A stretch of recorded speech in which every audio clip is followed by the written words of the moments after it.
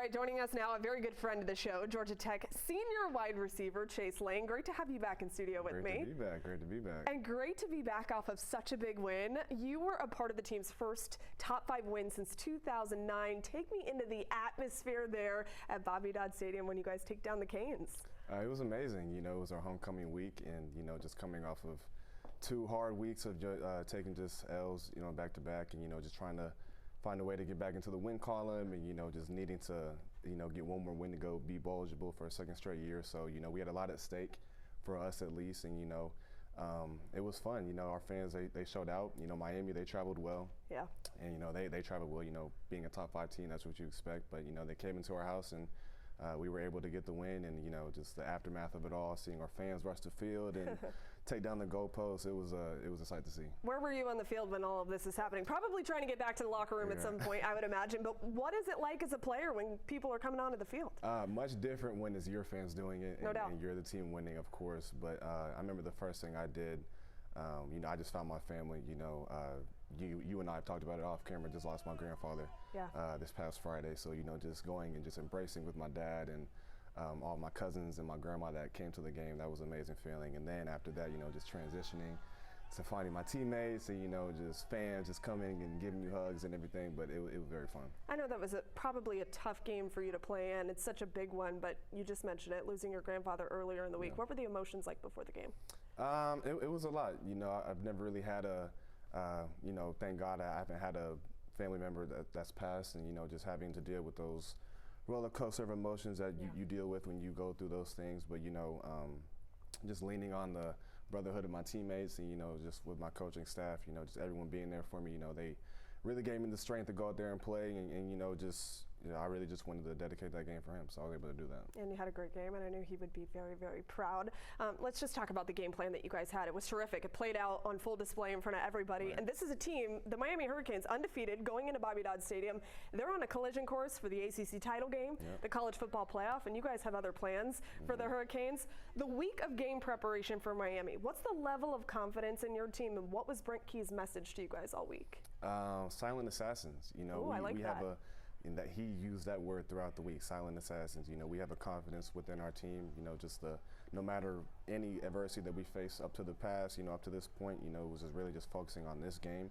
And, you know, we had their number last year, and we knew we had what it took to beat them again. And, you know, just the game plan and the preparation that went into that. If you've watched the game, you probably saw we huddled almost every play, you know, just trying to do anything we can to get the ball out of their offense's hands, excuse me. You know, just Cam Ward and what he can do back there is magical, and he's a Heisman contender for a reason. But, you know, just trying to maximize our plays out there and, you know, establishing a run game. You know, their front seven was very dynamic coming into this game, but we were able to find success rushing with the ball and, you know, just making the throws when we had to make them. But, yeah, a lot went into it, but we were very confident from day one.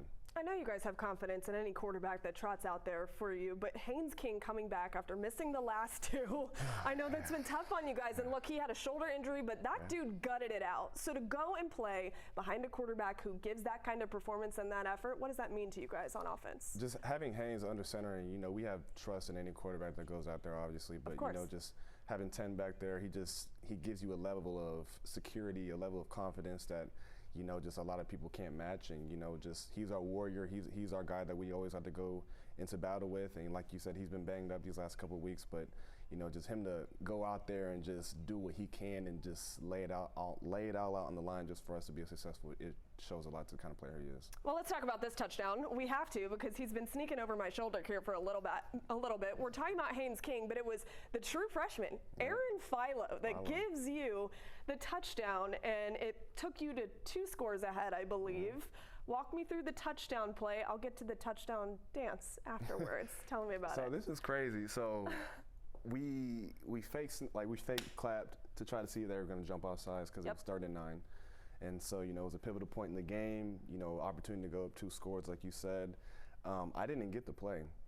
So if you go back and watch the TV copy and whatnot, I'm actually looking at the sideline, like throwing my hands up, like, what's the play? What's the play? So then Coach Key, luckily Coach Key was kind of parallel to where I was on the field. And I heard him, he's like, X-fade, X-fade, X-fade. So I was like, okay, cool. So I was like, oh, one-on-one, I got a chance to go make a play. Yeah. And so, you know, I came off the ball and corner jumped outside. And, you know, typically you don't want an inside release on the fade route. Yep. But, you know, I was able to win inside. Philo, you know, the magician, he saw it and, you know, off his back foot, put enough air up for me to go run up underneath it and make a play. And while the ball's in the air, I was like, ooh, like, I might have a chance to make a play. You had to dive a little bit for it, but you did. He gave you a chance to make a play, and you certainly did. His first career touchdown. How proud are you that he was able to do that in that moment? Very proud. You know, he's got a great future ahead, and you know, he makes plays like that all the time in practice, so it wasn't surprising at all. Okay, so walk me through the touchdown dance. Was this something that you thought about before? I was going to try to do it, but I went back and watched, and I said no way. So I don't know if you want to give a little sample of it, or what came to your mind whenever you catch the ball, you score. Tell me about the dance. I don't even know. It was just spur of the moment. Like, yeah, like if you know, I almost glitched because if you've been watching like the NFL and like the Houston Texans, they do this when they get first down. So I wanted to do that, and I was like, hold on, it's a touchdown, so I got to do something else. So I was just feeling myself, and I just was taking it all in, and you know, having the fans embrace it and everything. It felt amazing. So there were people trying to do it on social media after. Did you give him the ball? Did you give Philo the ball? Where did it go? I don't know where the ball is. I think our one of our ball guys went and got it for him because we like to do that. So. Okay, hopefully the trainer can get it in his hands. His first career touchdown as a Yellow Jacket. Let's talk about the next couple of weeks of preparation for you guys. Not playing on a Saturday game coming up next. You have a Thursday game against NC State, and then I know you're a football player. You're going to tell me you don't want to look ahead to Georgia, but it is such a massive rivalry. How do you approach the next 2 weeks to finish out the year? I think we're in a much better place now, and I think a lot of guys have kind of untensed a little bit. You know, we are just trying to get to that 6th win, and you know, making sure we are eligible for a bowl game. So, I think having a win like this going into a bye week, you know, it gives us the confidence to, you know, still regroup, fix the things that we could have done better in this game, even though we got a win.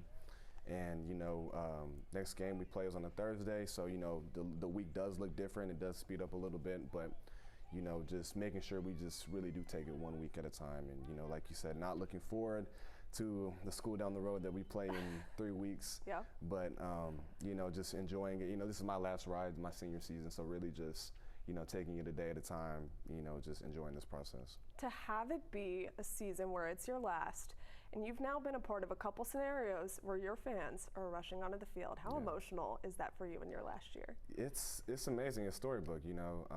You know, it couldn't be written any better. And I didn't even mention this, but when the fans started storming the field, when we took the knee, I was just on the bench crying, just, you know, just taking it all in, you know, just everything that I had to go through during the week, and, you know, just being in that moment, being able to be a part of that moment, being able to make a play in this kind of game for our fans, for my team, for myself, for my family, it meant a lot. I know that the Yellow Jackets fans are super proud of you. There's so many people that are proud of you. And to have that moment, I'm glad that you shared that. That's really, really awesome. And one thing I want to mention, I know we don't look ahead, but your head coach loves to look ahead when it comes to Georgia. He mentions that team in the very beginning of the year. So you guys know how important is it? Is it something that's not said, this is a team at the end of the year, or is it just kind of something that you guys are like, all right, it's Georgia, we're going to talk about it throughout the year? The two things that he focuses on is, you know, competing for an ACC championship and being state champions. And so, you know, it's kind of cool when you have a guy who is an alum of the school you're playing for.